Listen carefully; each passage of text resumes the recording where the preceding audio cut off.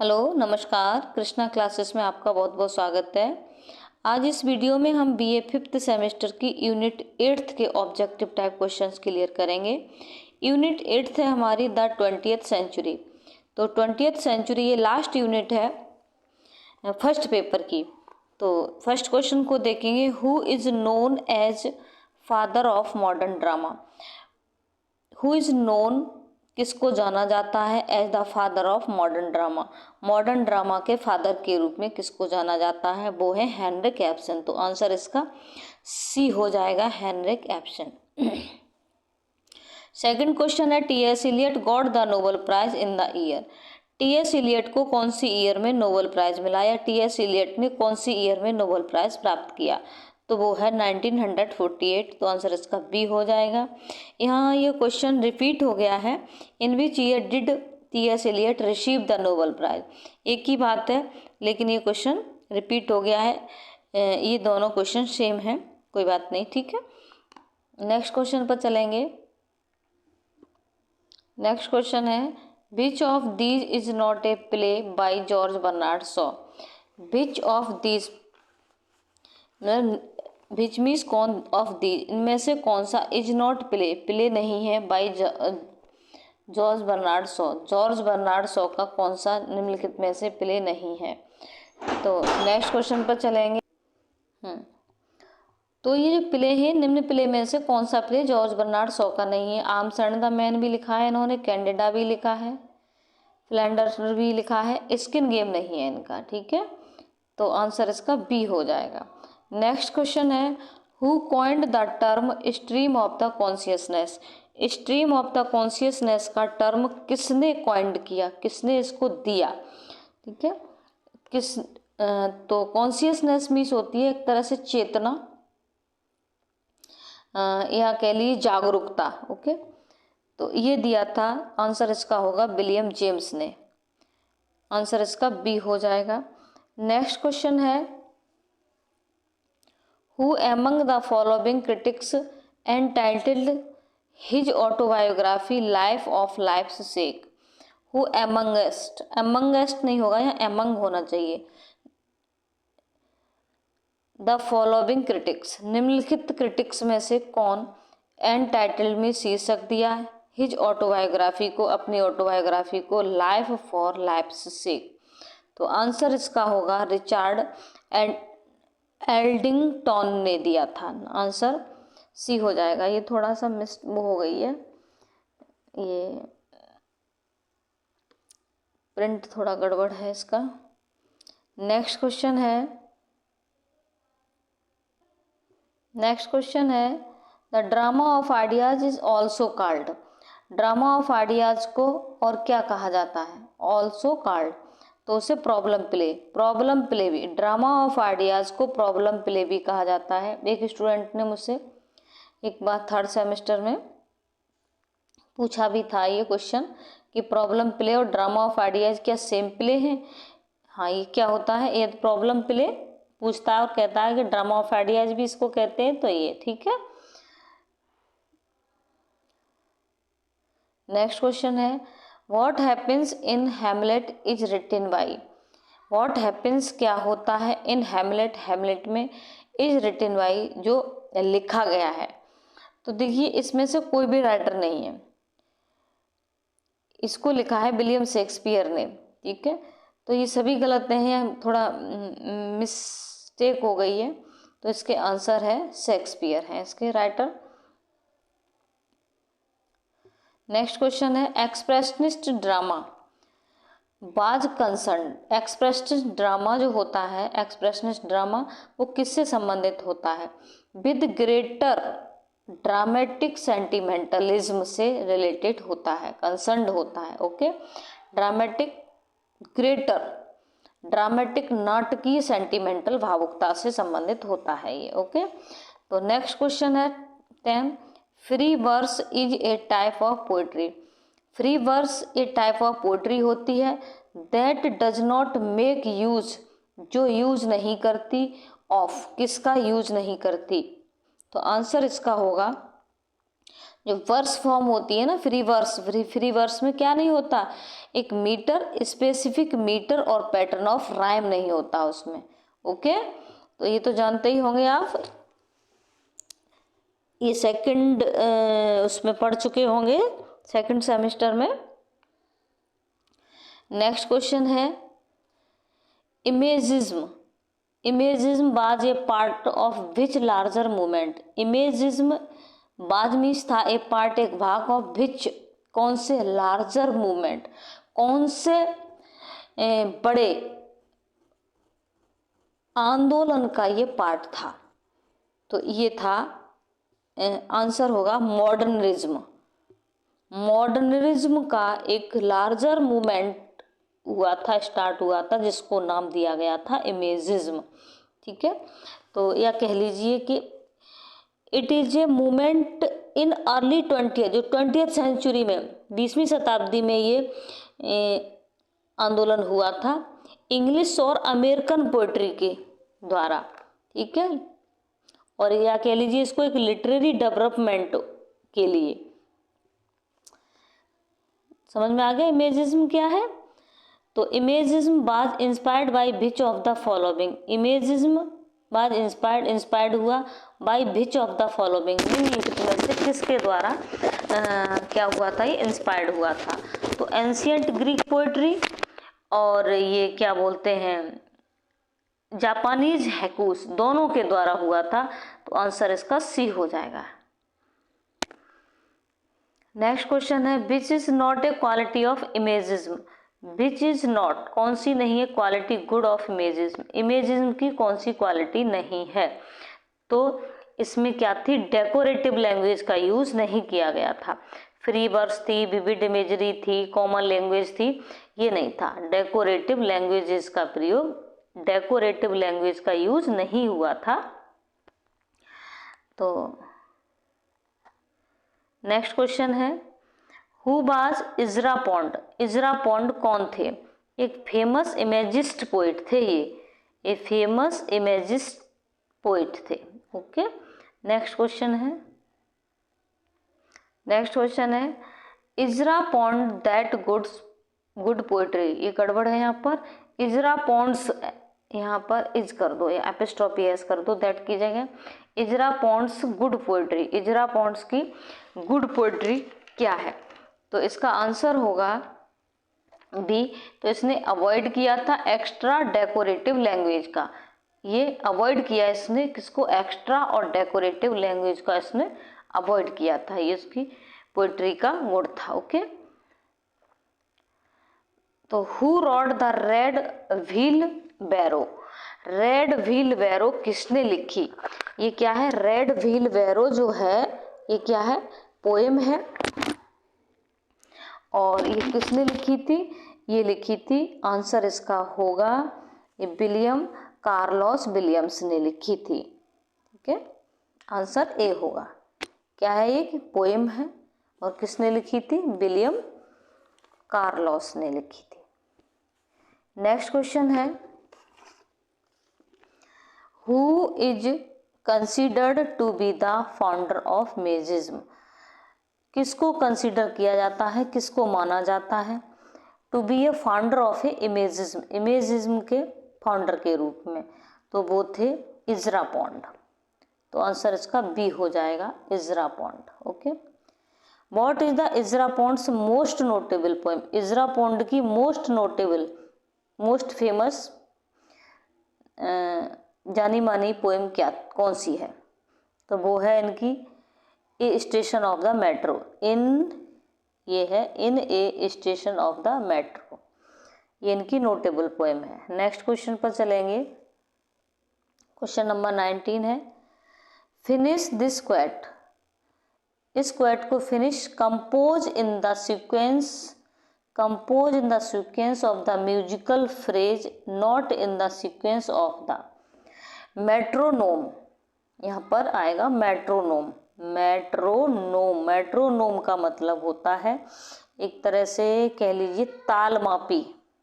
ठीक है, तो इसको समझ लीजिए क्या है।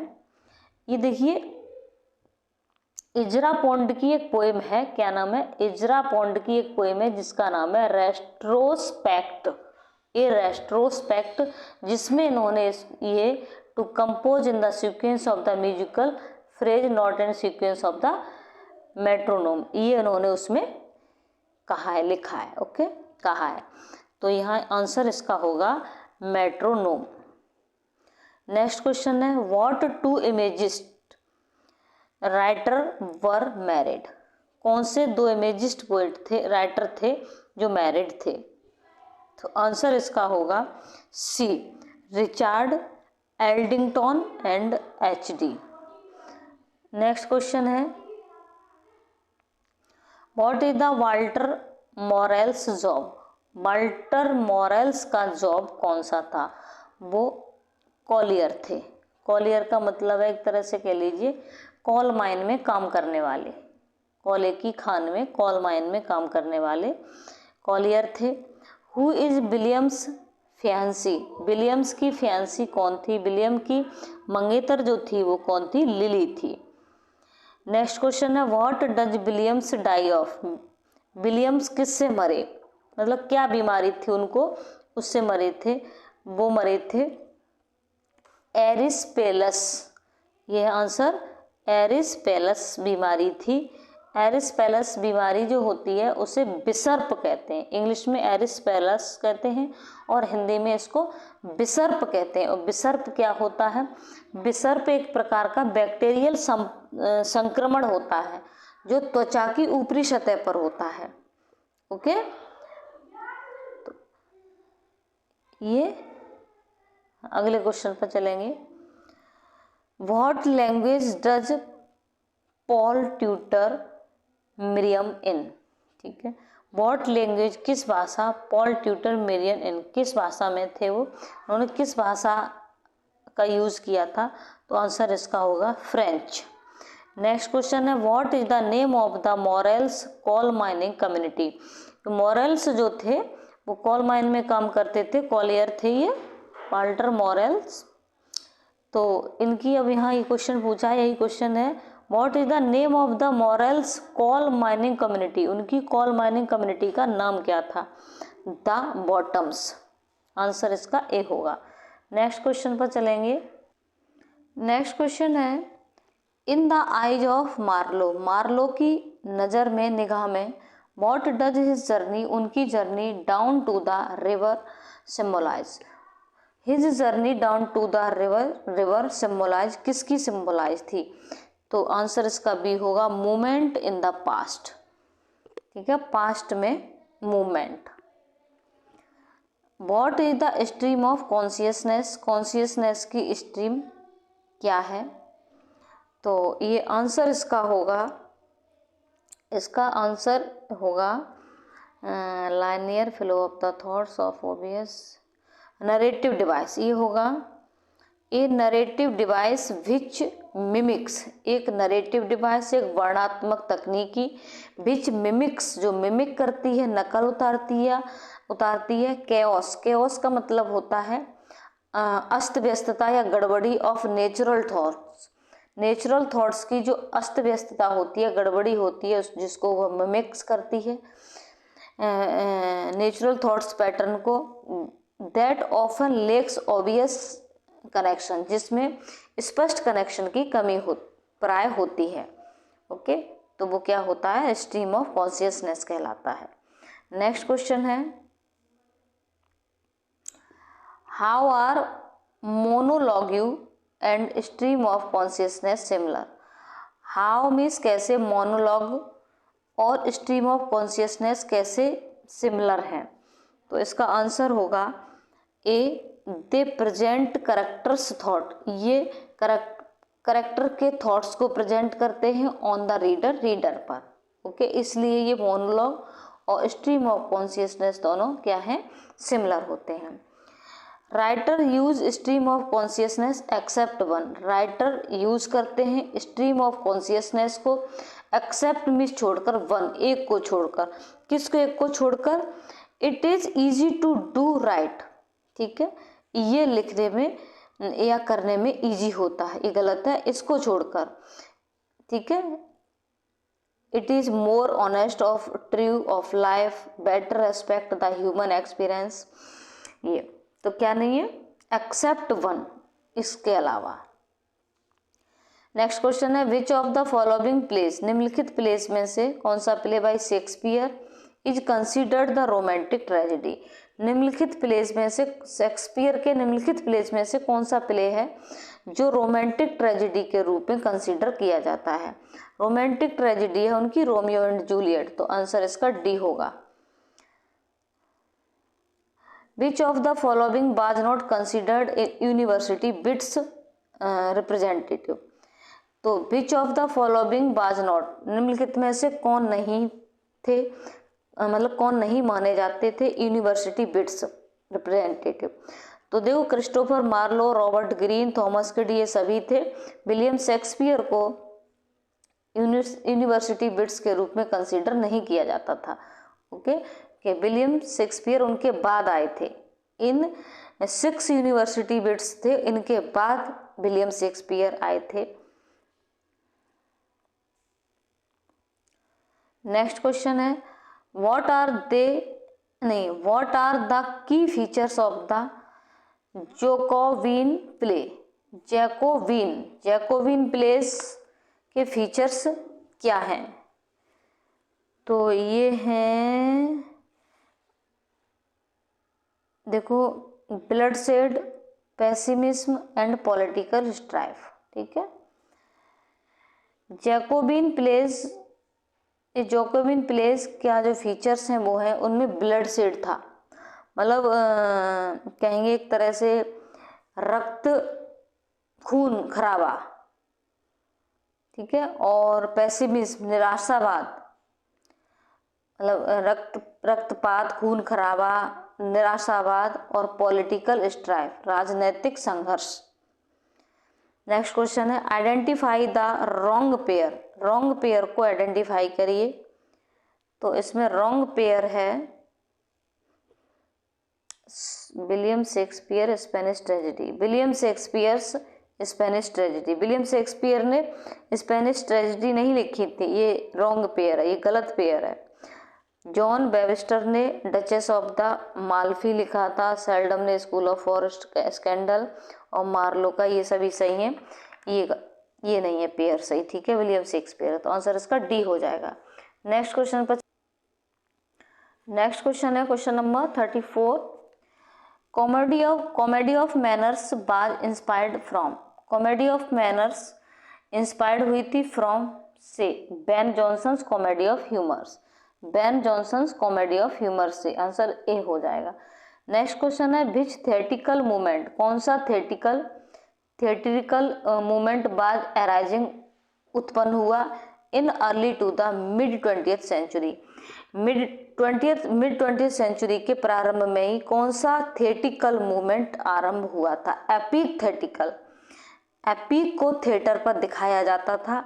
ये मूवमेंट 20th सेंचुरी में आरंभ हुआ था, अराइज हुआ था। एपिक थिएटर बाज रिएक्शन अगेंस्ट। एपिक थिएटर किसके अगेंस्ट में रिएक्शन था। तो ये था popular form of theatres, popular forms of theatre, theatre की पॉपुलर फॉर्म के रूप में ये, इसके अगेंस्ट में ये था।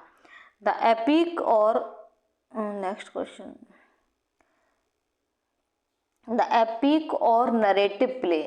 एपिक और नरेटिव प्ले इज बेस्ड, आधारित होते हैं ऑन थ्योरी ऑफ दैट। वो थ्योरी क्या है, तो वो थ्योरी है drama is debate. Drama is debate, drama को डिबेट किया जाता है, ड्रामा एक डिबेट है। ऐसा एपिक भी क्या होता है, एक लॉन्ग नरेटिव पोएम होती है, और नरेटिव प्ले तो होते ही हैं नरेटिव प्ले, तो based on the theory of drama is debate.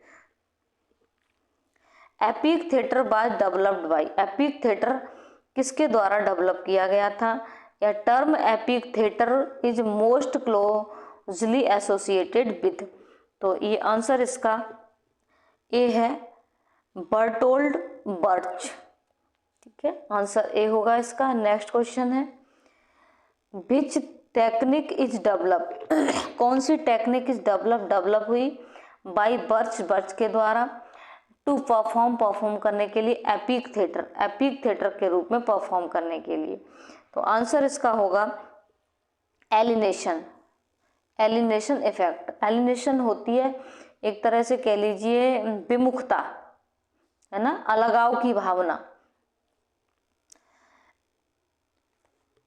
Next question है, epic theatre is a form of drama which. Epic theatre is a form, एक फॉर्म है ऑफ ड्रामा का, विच जो है वो है, आंसर इसका होगा narratives rather than represents, rejects Aristotelian convention of unities, appeals more than intellect than emotions, all of these। ठीक है, epic theatre is a form of drama. Epic theatre क्या है, फॉर्म है ड्रामा की, विच इज जो है, ये सभी हैं, इसके आंसर डी होगा।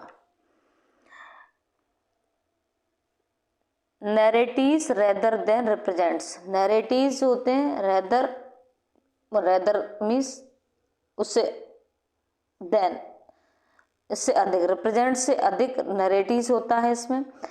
और reject Aristotelian conventions of unities, Aristotle की जो कन्वेंशंस थी यूनिटीज की, जो टाइम प्लेस एंड एक्शन, उनको रिजेक्ट किया गया था।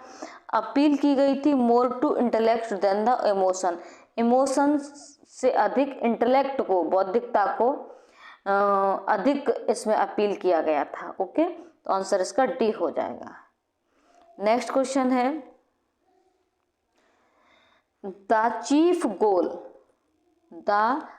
Goal of epic theatre is, epic theatre का मुख्य गोल क्या है, तो आंसर इसका डी होगा, for the audience to always to be aware that is watching a play, मतलब फॉर ऑडियंस के लिए, टू ऑलवेज हमेशा, बी अवेयर ऑडियंस के लिए, अवेयर होना, टू अवेयर हमेशा अवेयर रहना, it is watching a play, ये वॉचिंग देखना ए प्ले को।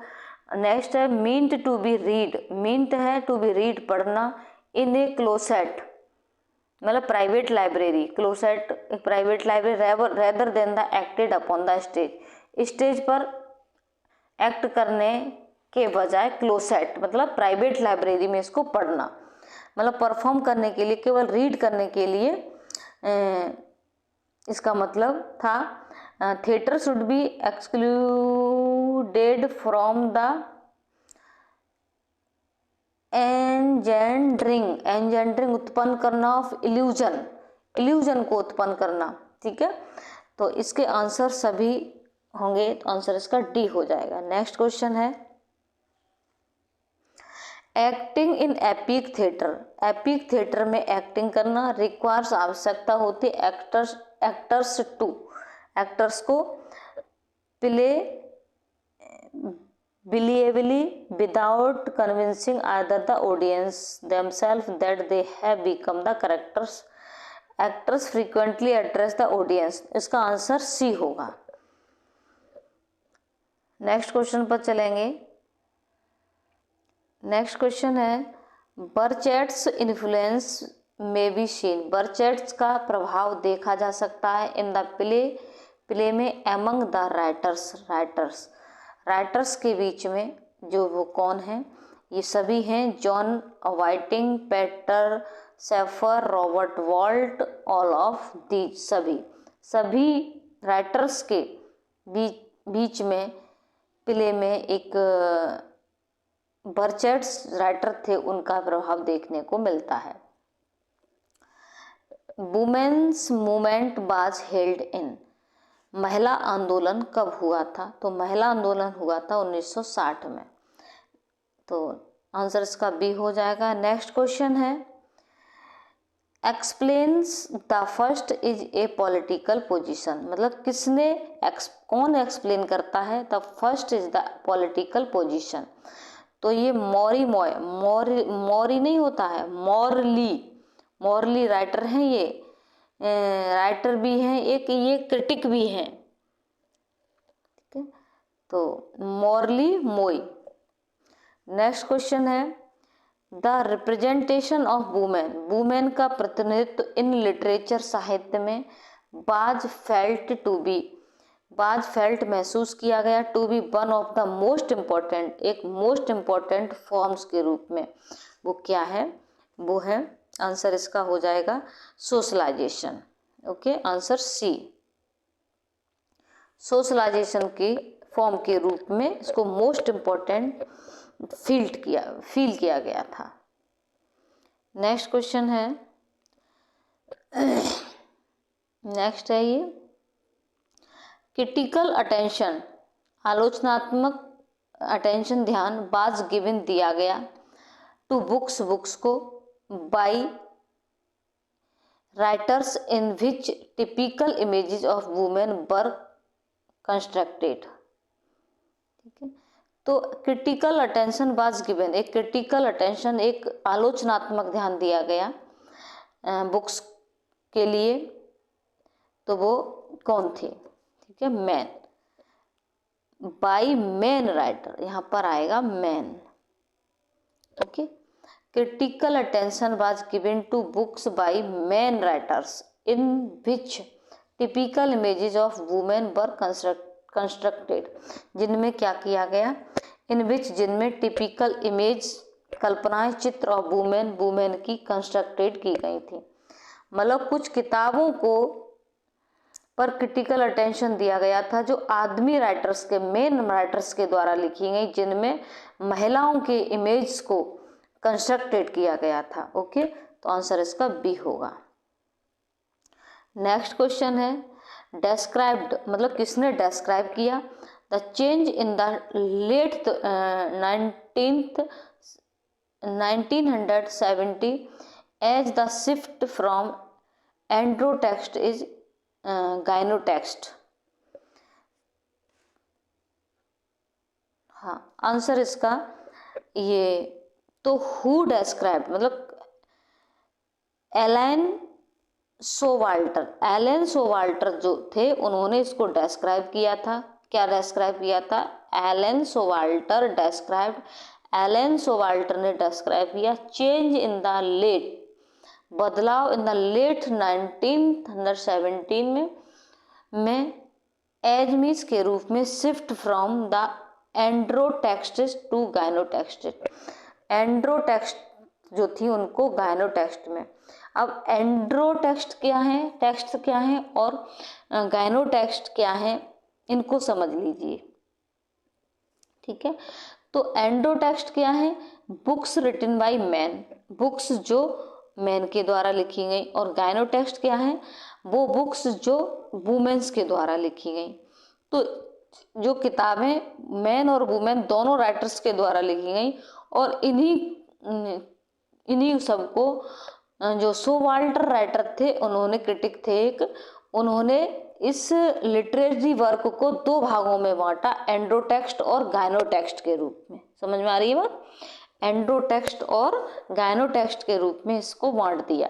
अब देखो अगले क्वेश्चन से समझ जाएंगे आप। एंड्रोटेक्स्ट वर बुक्स बाय, एंड्रोटेक्स्ट वो किताबें थी जो किसके द्वारा लिखी गई थी, मैन के द्वारा। तो आंसर इसका क्या हो जाएगा, ए। और गाइनोटेक्स्ट बुक्स वर बाय वुमेन, तो वर बुक्स बाय वुमेन, वुमेन के द्वारा लिखी गई वो कौन सी बुक्स थी, गाइनोटेक्स्ट। ओके, आंसर इसका बी हो जाएगा। नेक्स्ट क्वेश्चन पर चलेंगे।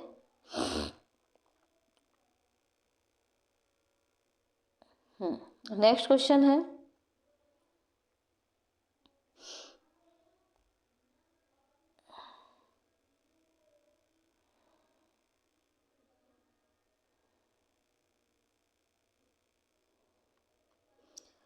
डिबेट एंड डिसएग्रीमेंट, डिबेट्स और डिसएग्रीमेंट्स हैव सेंटर्ड, सेंटर्ड इनका केंद्र बिंदु हो चुका होता है, ऑन द पर्टिकुलर एरिया, कौन से पर्टिकुलर एरियाज में डिबेट्स और डिसएग्रीमेंट का सेंटर्ड होता है, 3 एरियाज में। नेक्स्ट क्वेश्चन है has tended to be more sceptical about recent critical theory, tended means का मतलब होता है एक तरह से डाल देना, दे देना, झुकाव कर देना। टू बी मोर, अधिक सेप्टिकल, सेप्टिकल मतलब संशयी या नास्तिक या अविश्वासी। अबाउट रिसेंट, अबाउट मीन्स बारे में, रिसेंट हाल ही के, क्रिटिकल मीन्स आलोचनात्मक थ्योरी, हाल ही की आलोचनात्मक थ्योरी के बारे में अधिक नास्तिकता, अधिक अविश्वासवादी होना, किसने इस चीज को टेंडेड किया था। तो ये आंसर इसका, ये हमारा लास्ट क्वेश्चन है, आंसर इसका है एंग्लो अमेरिकन लोग थे उन्होंने। Anglo American has tended to be more sceptical about the recent critical theory. इस तरह से हमारी यूनिट 8 कंप्लीट हो जाती है। थैंक यू, बहुत बहुत धन्यवाद।